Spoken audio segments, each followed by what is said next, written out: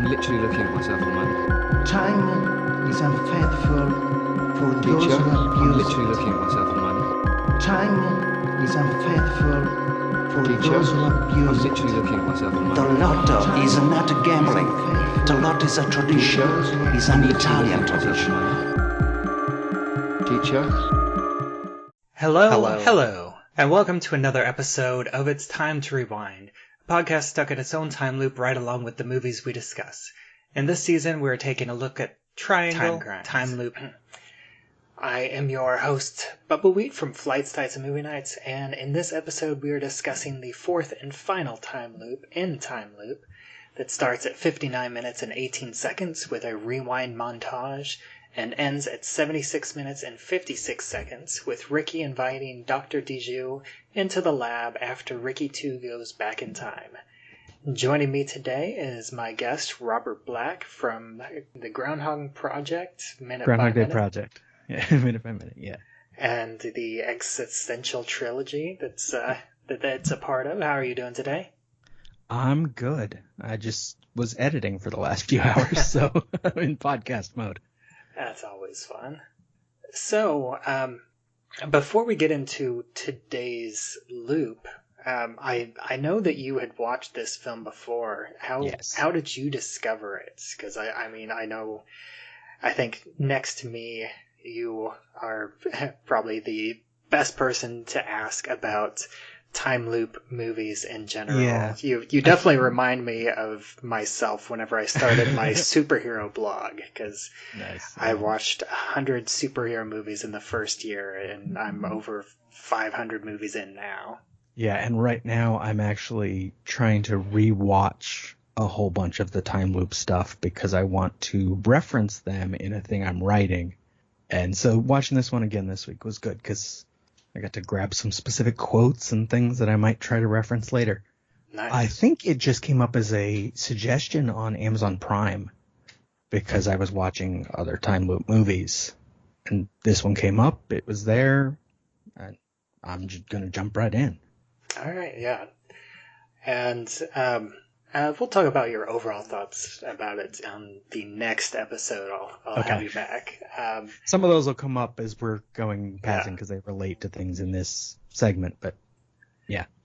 Yeah, in general, so far everybody's liked it well enough, but it's definitely not in the upper echelon of time loop movies for sure. I will just say this as a preface to later. I think this movie needs a remake, but I like it. Yeah, it's just, maybe 10 times the budget, give or take, and then they could pull it off a lot better. Yeah, there's some other changes that I think would really improve it too. But as far as this time loop, this is the first one that actually starts, it starts taking us all the way back to the beginning with Ricky 1. Yep. And then it gives us the really quick the VHS rewind montage. Which is so cheesy. Yeah, and on top of that, I think I'm going to dig into this movie a lot more than I have in the previous episodes, at least in the beginning here, because this movie does a lot of things that just really irritate me. Like a lot of this stuff feels like it's something that should have happened in the first repetition or the first back in time, because we have this rewind montage and then we have the dad doing the double take where he sees Ricky 1 walk out. Well, we did see the double take. We just had no way to understand it. Right. Well, we saw him jump. He reacted to something, yeah. And this time we see the full double take where he's looking back and forth and he's like, "What, you were just there? How did you get so fast?" And right. I feel like that is something that's kind of tiresome at this point in the time loop, because we're on the fourth loop. Yeah. Well, I think that comes down to really one of my big complaints about the movie is this movie is not a drama. It should be a comedy. Because then so much of this will work better if this is a comedy, because then the double take is fine. The cheesy rewind effect is fine. But you need to play it for laughs. They're trying to take it way too seriously, and it's not deep enough for that. Yeah, and especially then we immediately get into this, I guess, time travel sickness that is the first time that it's ever really come up. I mean, in the previous loops, he's kind of been out of breath for a second, but we don't really see any progression, which I feel like for him to be this out of it. Well, to be fair, he's hit his head twice now. Yeah, well, has it been twice now, or at this point it's just been once, just with the shovel, I believe? Well, he got hit by the car. I think his head hit the road. Or is that this time? That's this time. Yeah, that's later. So he just got hit with the shovel so far. Right. He needs to go to a doctor. Yeah, I also thought that, his internal clock is much later than his, the actual time. But then I did the calculations. And even then, it's only like, 11 p.m., 10 p.m.? Not even then. It's only like 9 o'clock in his internal clock. So it's not like he's tired from him doing this for a long period of time, because the third loop is very short. The third loop is only like half an hour. But then we get this moment where Ricky gives his dad this note that we've been seeing throughout the movie. Yeah. And he mentions that it's a warning, and that whatever he would try to use time travel for, it won't work. And then at the last minute, he puts the lotto idea into his head. Yeah. I love that it gets in there negatively, as he's like, and don't play the lotto. Which is exactly what his father needs to get it stuck in his head. Yeah, and that also, ties into what you're saying. That would fit better if this were a comedy. Mm-hmm. Yeah, because then it's like, cut to the father, and he's like, the lotto, you say? Exactly. I do kind of like that concept. And we'll get into this in, pretty shortly with like the self-fulfilling prophecy. Right. And this Ricky is still kind of bumbling Ricky, which he shouldn't be. Yeah.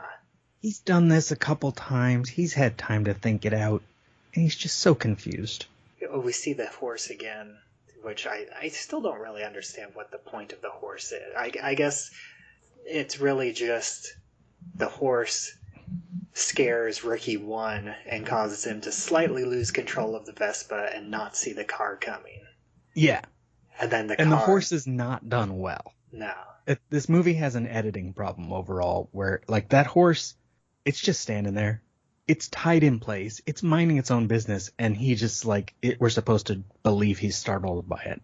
Yeah, and we get this car accident with Dr. Dijoux, and this also kind of throws me off because it fades, like, the whole movie fades to black in a very slow fade, too.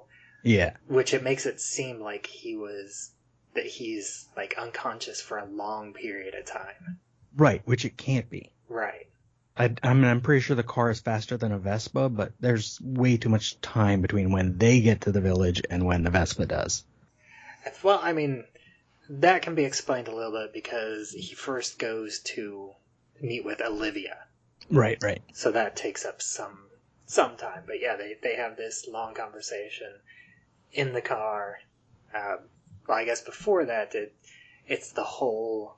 the doctor thinks that he's crazy talking about time travel and that he has this head trauma that's causing him all these fantasies and that she should take him to a hospital. Yeah, and this was the first time in my notes where I came up with my label for a new thing is, like, time travel stupid. Like, you don't go Kyle Reese on people if you're time traveling and be like, what year is it? What year? You don't yell at people. You don't freak them out. You know you're time traveling. Calm down. She doesn't know that she spied on the thing. That was in like 30, 40 minutes from now. Yeah, and I you should know realize that she is... Even if she's evil, she doesn't know that he knows that. Yeah, although we do get a new piece of the puzzle, I believe, because she mentions that she's there from the university and is willing to consider Ricardo's research as long as he's willing to undergo a psych eval to make sure that he's not just crazy. Yeah. And then Ricky 4 finally gets the plan in his head, like starts to formulate the plan whenever the doctor asks him to take him someplace for a drink. Right. So going to the village, and unlock, even before he gets his perspective line later. He's starting to figure it out finally. Yeah, it's a very slow process, very, very slow, considering that we're 4 loops in and we're 15 minutes from the end of the film. Yeah, there's a big difference between the plot being ahead of him and him being behind the plot. Yeah, exactly. And at this point, it should just be that the plot's ahead of him. He should know where he has to go and what has to happen, and he doesn't. Yeah, not until halfway through this loop. Yeah.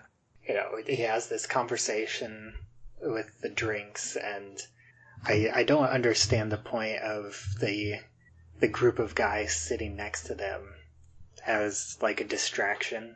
It almost makes it seem like they're supposed to be important, but they're not. It's just kind of background noise.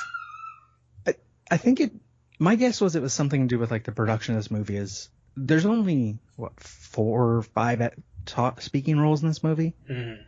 Maybe they were just filming in this place and those guys were like, yeah, we're not getting out of your way. We're drinking here. And so they were just stuck with it because this is some no budget little movie.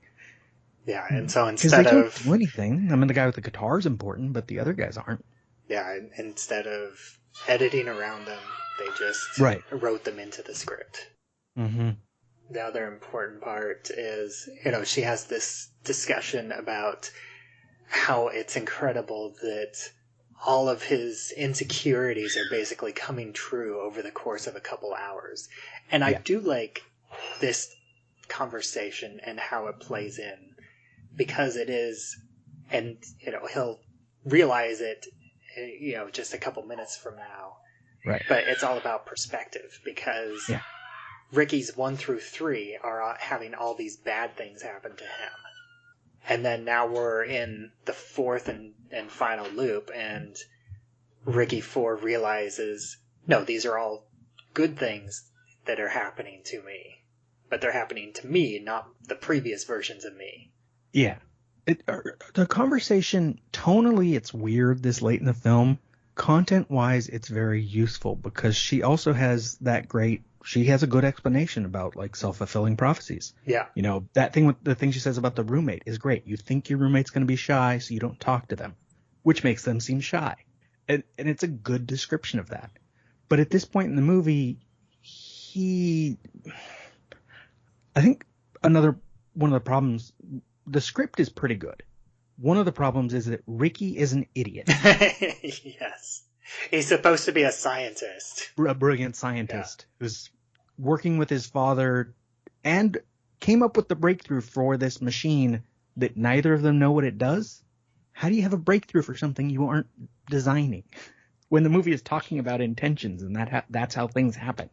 There's this weird disconnect somewhere in there. Yeah, and it's so... I've watched this movie 2 times start to finish, and then each individual loop at least a couple different times. Yeah. And I'm still not 100% sure what the original experiment was supposed to be. I have a halfway decent. I know it involves Nikolai Tesla and the concept of the ether and basically unlimited energy pulling from this mysterious source. See, but I think it would work better if the machine is exactly what it's supposed to be. Just Ricky doesn't know that because he's not involved. Mm-hmm. He came to this place to try to connect to his father that he hasn't really connected to in a long time. And then his father's doing this crazy thing. Is fine, you can help. And he's just kind of humoring him.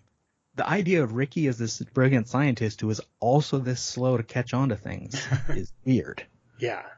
And then after this, we get this other, another moment of this, the self-fulfilling prophecy and the, Ricky telling one thing only to create the opposite coming true, where he tells the doctor, stay away, help me by not being involved. And she's like, yeah, I'll promise I'll help.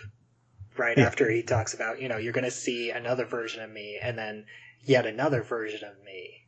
And then him telling her that and her seeing it, that causes her to help. Right, because now she knows it's all real. Yeah.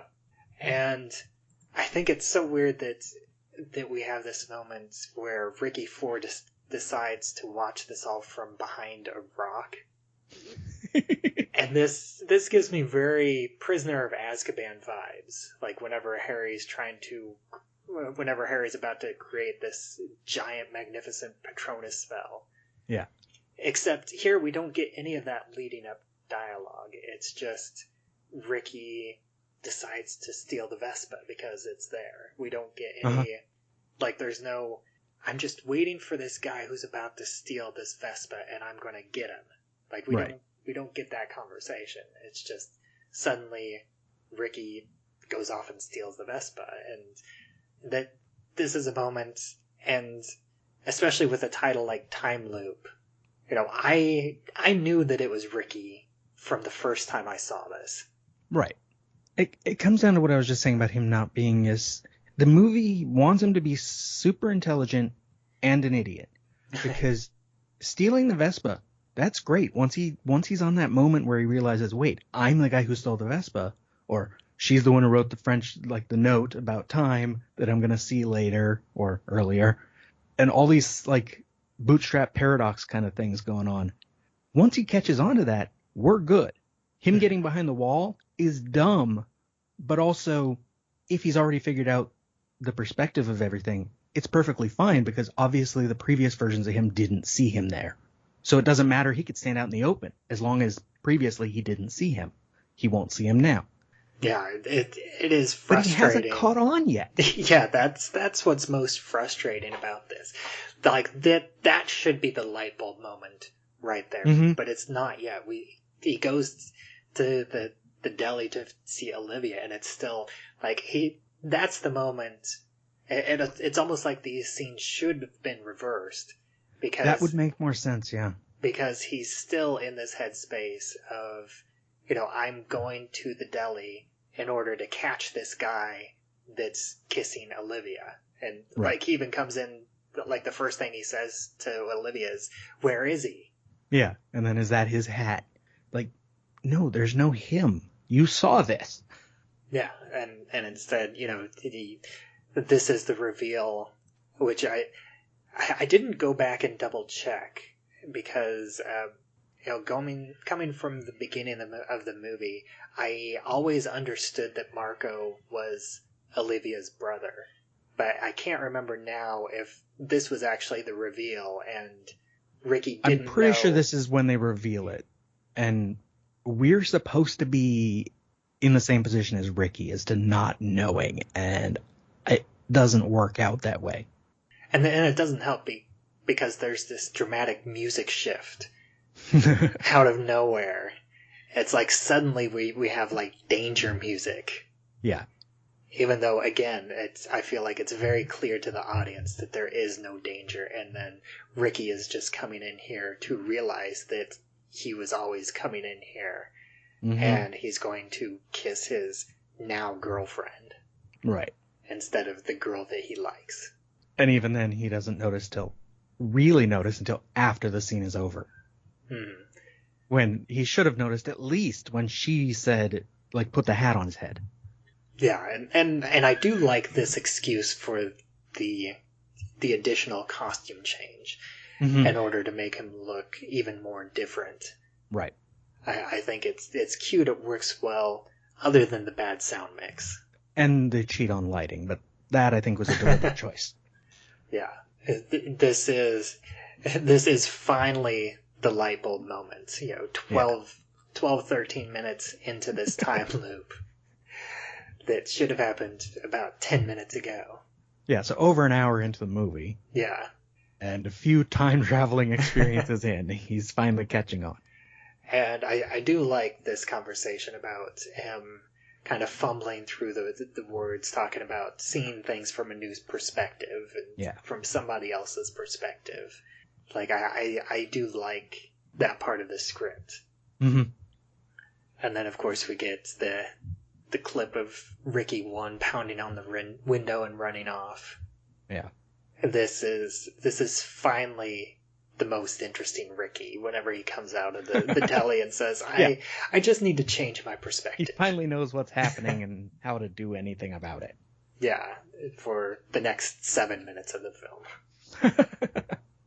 And I do also love this conversation after, he goes back to the lab and we see the conversation between the Ricky 2 and the doctor and the dad.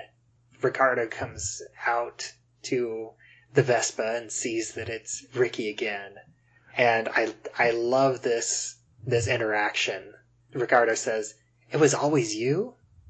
And Ricky 4 says, "I figured it out. You have to die." And then he looks back at Ricky 1 and it's like, "Ricky, shut the damn door." Right. Which is, it's the thing. The script of this movie is clever, but I think the movie thinks we're not. Yeah. Because, Ricky just figured out what's going on. He just figured out what to do. We know what's going on. We know there's no tension in this scene. And so if you played it, as I said, play it as a comedy, and this is laughs, and it's like, we have to fake your death to make this thing happen, then it's funny because they're pulling the wool over the previous Ricky's eyes, and we know he's an idiot. And they do have a couple more, comedy lines that could have been played up, except they're so hard to hear that I think they fall flat for most people. And then with Ricky Ford talking about the Scarecrow plan, and Ricardo says, "How can you not see?" And Ricky Ford is like, "It was really dark, okay?" Yeah. And once he comes back out the door, it is nighttime. Yes. That's classic movie problems, though, so I don't blame the movie for that one.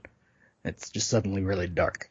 And I think I have to give the most props to the character of Dr. Dijoux, because she is, she goes along with this like a champ, despite nobody explaining anything to her. She is 90% in the dark, and yet she goes along with everything on blind faith, and she does a fantastic job getting everything to happen exactly the way that it needs to happen. And it's perfect, too, because it doesn't matter how she screams or how she pushes the Scarecrow. It's gonna work. Mm-hmm. Because it already worked. Yeah. And so she's ahead. She's the smartest one in the cast. Yeah, and I think she even says, and she said the exact same line before, you can't change anything. Mm-hmm. Yeah. Even though she's trying to convince him not to go back in time. But she's like, why even go back? You can't change anything. Except in this case, he has to go back. He has to, right, because he already has. Because he can't change anything. Uh-huh. And I talked about in an earlier episode that this version of Ricky, all three of the later versions of Ricky, for the most part, they don't technically have any free will because they are just following a set path that has already been laid out because it has already happened before. Yeah. The thing is, and you talked about Time Crimes this season, which had the same issue. Other than, as you're calling Ricky 4, the other ones sort of have free will because they don't realize how things are connecting and what's going on. Ricky 4 is just like, that's what happened, I'm making it happen. And he's on the ball. But at the same time, Ricky 2, the way that I understand it, at least the way that time travel is presented in this, is basically everything that happens up until Ricky 1 gets put in the time machine has basically already happened. Right. And so Ricky 2, he doesn't really have any free will because everything that he's done up until Ricky 1 gets pushed in the time machine has already happened. And then he kind of technically regains free will after Ricky 1 goes back in time. And then we have this small window until he goes back in time himself. And then everyone else, it's things that have already happened. It's a single timeline. And of course, there's the whole paradox element with the fact that they are all making decisions based on something that hasn't personally happened to them yet. Right. Which, philosophically, no, I get what you're saying. I think the thing with a movie like this, or Time Crimes, it's been longer since I saw Triangle, which you also did this season. I think they I can buy into the idea that free will is still existing for them. Our perspective's just wrong. Or there's no free will because even the final Ricky or whoever, from the perspective of someone in the future or us watching the movie, they don't have free will either because they're doing the thing that already happened that we get to see. Yeah, So- I like so- to call it like a fatalistic. Like Yeah, this is that all works. determined by fate. Mm-hmm. And that's why. And in the film, they describe it as, it's something that they unconsciously caused through their intentions. Yeah. And so the fact that this time machine is accidentally being created, and like unconsciously they have these intentions that they would like. The father wants this funding so he can keep doing this research on this project. Ricky Mhm. wants to be dating Olivia, even though he doesn't think that that'll happen, at least in the beginning. Yeah. And so they have these like desires, these intentions, and this time machine is an excuse to unlock that. And Right. and so that happens for them. And then as the events of the movie play out, then they ultimately make it happen. But it's their intentions that basically put the seed of the ideas in their heads in the first place. Like with Yeah. Ricky for saying, don't play the lotto. Well, it's like yesterday I was rewatching the Star Trek The Next Generation episode Cause and Effect. And they have this moment where they realize they're in this loop. And they're like, well, we should reverse course. And they're like, maybe reversing course is what puts us in the position where this happens. And so they're like, fine, we're just going to do what we do until we know otherwise. And I think this script works well on that level, but it needs Ricky to be an idiot. He has to be making these choices without realizing he's making these choices. But then they keep wanting us to believe he's the smart one and he's our protagonist. It could almost be funnier if it weren't from his perspective. Yeah. Like if we just see these different Rickies and we're like, wait, what's happening? And we're in linear time as he's not. Yeah, almost like seeing everything from the Doctor's perspective. Mm-hmm. Yeah. Yeah, she thinks he's just crazy until suddenly there's three of him. Yeah, and not realizing that the first Ricky that she talks to is the one that's already gone through time three different times. Exactly, yeah. And then it's not until she knows a lot more of what's going on that she finally meets the first Ricky, who himself doesn't know anything about the time travel yet. Yeah. And I do love that as a concept, and I like how it plays out in the movie, Mm-hmm. but I don't love it. Right. Well, that was my thing. My final note for this segment was I care about the plot and the cleverness. I don't care about the characters or what's happening to them. Mm. And it's like, I'm not personally invested. I'm just like structurally invested. Yeah, and I definitely get that, because as I've been digging into these segments a lot more often, I get to these like dialogue clusters that have the character development, and every time I dig into one of those, I realize, my mind just completely skipped over that. Like I did not pay attention to any of these character development beats at all, or these like exposition. I was just waiting to, like, I was just kind of tuning that out and seeing the next bit of time travel mischief and Right. the interconnected parts to see how everything fits together in the grand scheme of things. Exactly. So you and I, we have a particular interest in this kind of film, and so the structure gets us in and we like it. Mm. But as a movie, it's not particularly good. Yeah, and I do, and still, and I'm going to get more into it next week, but I still really like how this film is structured and how the time loop is structured.